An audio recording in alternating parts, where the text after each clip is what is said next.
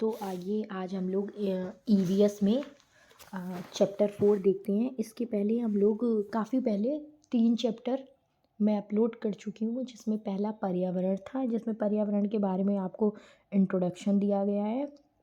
दूसरा आपका जैव विविधता था, बायोडाइवर्सिटी, और तीसरा था पारिस्थितिकी तंत्र। अब नेक्स्ट हम लोग 4 चैप्टर देखेंगे, इसमें प्रदूषण।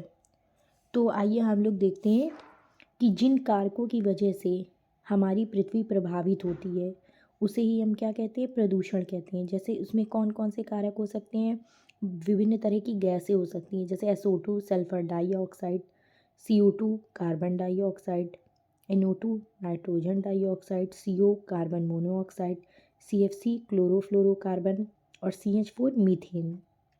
तो ये प्रदूषण हमारा कई तरह का हो सकता है, जैसे वायु प्रदूषण, ध्वनि प्रदूषण, जल प्रदूषण, मृदा प्रदूषण और महासागरीय प्रदूषण।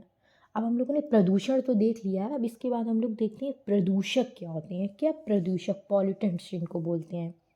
तो जो विभिन्न प्रकार की जहरीली गैसें होती हैं और अपशिष्ट पदार्थ होते हैं, ये सब ध्वनि प्रदूषक के अंतर्गत ही आते हैं सारा। तो अब हम लोग पहले देखते हैं ध्वनि प्रदूषण।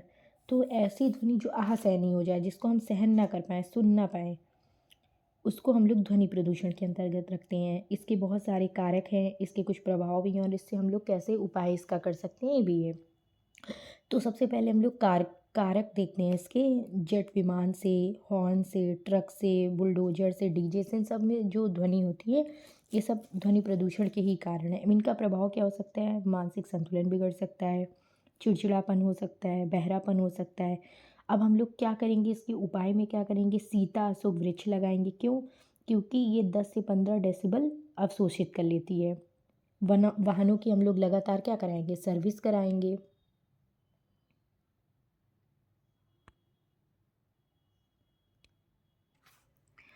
अब हम लोग देखते हैं कि ध्वनि की जो आवृत्ति है उसको किस में नापते हैं, हर्ट्ज में नापते हैं, जिसको H कैपिटल और स्मॉल z लिखते हैं, और इसकी तीव्रता को dB डेसिबल में नापते हैं। तो जो रोडों के किनारे और औद्योगिक क्षेत्र और हॉस्पिटल हैं, वहाँ पे जो ध्वनि प्रदूषण वाले क्षेत्रों में एक लाइन से सीता अशोक वृक्षों को लगाने की प्रक्रिया ग्रीन मफलर कहलाती है। तो आपको पता होना चाहिए ग्रीन मफलर क्या है। जो जापान की राजधानी है टोक्यो में रात्रि 12 बजे के बाद सुबह 4 बजे तक हवाई जहाज़ों की उड़ाने पर प्रतिबंध लगा हुआ है। ऐसा करने वाला यह देश प्रथम देश है, ठीक है। यूरोप में एक भी मरुस्थल नहीं है। ऑस्ट्रेलिया में क्या है बेटा, एक भी ज्वालामुखी नहीं है। बीच बीच में मैं कुछ स्टैटिक के भी पॉइंट बताती रहूँगी। ध्वनि का सबसे ज़्यादा संचरण किस में होता है, ठोस, द्रव और गैस में। मानव की सुनने की क्षमता क्या होती है, बहुत इंपॉर्टेंट पॉइंट है, 20 हर्ट्ज से 20,000 हर्ट्ज। इसको आप लोग कहीं नोट कर लें। और बहुत ज़्यादा ध्वनि प्रदूषण करने पर सज़ा भी और जुर्माना भी लगाया जा रहा है, ठीक है। फिर नेक्स्ट हम लोग देखेंगे वायु प्रदूषण। तो अब हम लोग देखते हैं दूसरा। पहले हम लोग ध्वनि प्रदूषण देख चुके हैं, अब हम लोग वायु प्रदूषण के बारे में देखते हैं कि जो वायु में मिलने वाली विभिन्न प्रकार की जहरीली गैसें हैं, धूल के कण हैं, वो सब हमारे वायुमंडल को प्रभावित करते हैं, जिससे वायु प्रदूषण बढ़ता है, और इसे ही हम लोग वायु प्रदूषण कहते हैं। इनके कुछ कारण हैं, जैसे वाहनों का लगातार बढ़ना, वाहन भी हमारे दिन पर दिन बढ़ते जा रहे हैं, उद्योग बढ़ते जा रहे हैं, हमारी इंडस्ट्री लग रही है जगह जगह, लकड़ी कोयला जल रहा है, पटाखे हमारे जल रहे हैं, त्यौहार आता है पटाखे जलना शुरू हो जाते हैं, तो सब वायु प्रदूषण के कारण है। नेक्स्ट हम लोग देखते हैं इनका क्या प्रभाव है। तो आँखों में जलन होने लगती है, फेफड़ों में दर्द होने लगता है, गला दर्द होने लगता है, सांस लेने में परेशानी होती है। इसके क्या क्या उपाय हैं, सर्वाधिक वृक्ष लगाने का प्रयास करें, खुले में कूड़ा ना जलाएं। अब हम लोग देखते हैं वायु प्रदूषक क्या क्या है। ये 2 रूप में हम लोग पहले देखते हैं, गैस के रूप में और धूल के कण के रूप में। तो जो गैस के रूप में है वो भी 2 रूप में है, प्राथमिक प्रदूषक और द्वितीयक प्रदूषक। तो प्राथमिक प्रदूषक में CO2, CO, SO2 और CFC जो डायरेक्ट पृथ्वी को प्रभावित करते हैं। द्वितीयक प्रदूषक जो 2 से मिलकर बने होते हैं, H2SO4 हुआ, O3 हुआ, H2SO4 H2 और SO2 से मिलकर बना है, और O3 O2 और O से मिलकर बना है। जो फोटोकॉपी मशीन है उससे बैड ओजोन निकलती है। समताप मंडल में गुड ओजोन होती है। धूल के कण जो होते हैं उनमें मापने की इकाई पीएम है, जिसको पर्टिकुलेट मैटर बोलते हैं। अब प्राथमिक प्रदूषक क्या होते हैं? गैस के रूप में होते हैं। जो गैसें हमारे वायुमंडल को प्रत्यक्ष रूप से डायरेक्ट प्रभावित करती हैं वो प्राथमिक प्रदूषक के अंतर्गत आती हैं, जैसे CO2, SO2।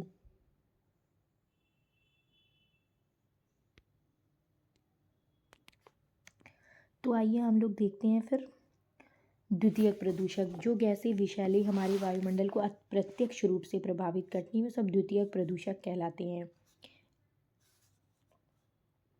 ठीक है, नेक्स्ट हम लोग देखते हैं अम्लीय वर्षा, जिसको खूनी वर्षा भी बोलते हैं। ये पोलैंड में बोला जाता है। तो वर्तमान समय में अम्लीय वर्षा के कारण ताजमहल का रंग लगातार पीला पड़ रहा है। इसका मुख्य कारण क्या है? अम्लीय वर्षा।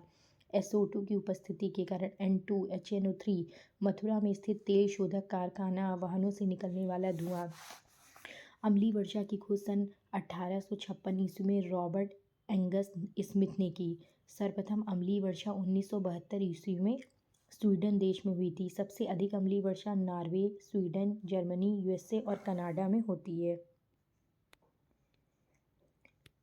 सबसे पहले भारत में अम्लीय वर्षा मुंबई में हुई। अम्लीय वर्षा का pH मान 5.6 से कम होता है। अम्लीय वर्षा के कारण अमेरिका, कनाडा, पोलैंड के जंगल सर्वाधिक प्रभावित हैं। नोट: अम्लीय वर्षा से तालाब और नदियों की मछलियाँ सर्वाधिक प्रभावित होती हैं और इनकी मृत्यु भी हो जाती है। नेक्स्ट हम लोग देखते हैं वायु प्रदूषक के जो सूचक लाइकेन नामक पौधे होते हैं। वो एक सहजीवी पौधा है जो कवक और शैवाल से मिलकर बनता है। वायु प्रदूषक क्या होते हैं? धूल के रूप में PM मैंने बताया, पर्टिकुलेट मैटर। इससे प्रभाव क्या होता है? हमें सांस लेने में कठिनाई होती है। जो कोयला के कण हैं उनको एंथ्रोसिस बोलते हैं। सिलिकॉन के सिलिकोसिस, गन्ने के धूल के कण को बैगासोसिस, एस्बेस्टस के कण को एस्बेस्टोसिस। ये सब फेफड़े में परेशानी करते हैं। उड़न राख, फ्लाई ऐश किसको बोलते हैं? कोयले के जलने के बाद जो राख के कण हवा में मिलकर फसल, पत्तियों और जलीय स्थानों में गिरकर उन्हें प्रदूषित करते हैं, उसे ही उड़न राख कहते हैं। ये सब अगर आप वीडियो ध्यान से देख लेंगे, सिर्फ नोट्स ही बना लेंगे, तो आपका जिस भी सेक्शन में UP टेट, C टेट, जहाँ भी पर्यावरण में फैक्ट आते हैं, MP टेट, S टेट, वो सब आपका क्लियर हो जाएगा। ये देखिए फिगर भी दिया गया है, आप इससे भी समझ सकते हैं। ये देखिए। नेक्स्ट हम लोग कुछ गैसों को देखते हैं जो फैक्ट हैं। वह गैस जो हीमोग्लोबिन की O2 वहन क्षमता को कम करती है, वह कौन है? Carbon monoxide. शीशे से मानव का कौन सा भाग ज़्यादा प्रभावित होता है? मस्तिष्क। इससे कौन सा रोग होता है? अल्जाइमर। वाहनों से निकलने वाले प्रदूषण को कम करने के लिए गाड़ियों में क्या लगाया जाता है? कैटलिक कन्वर्ट। क्या लगाया जाता है बच्चों? कैटलिक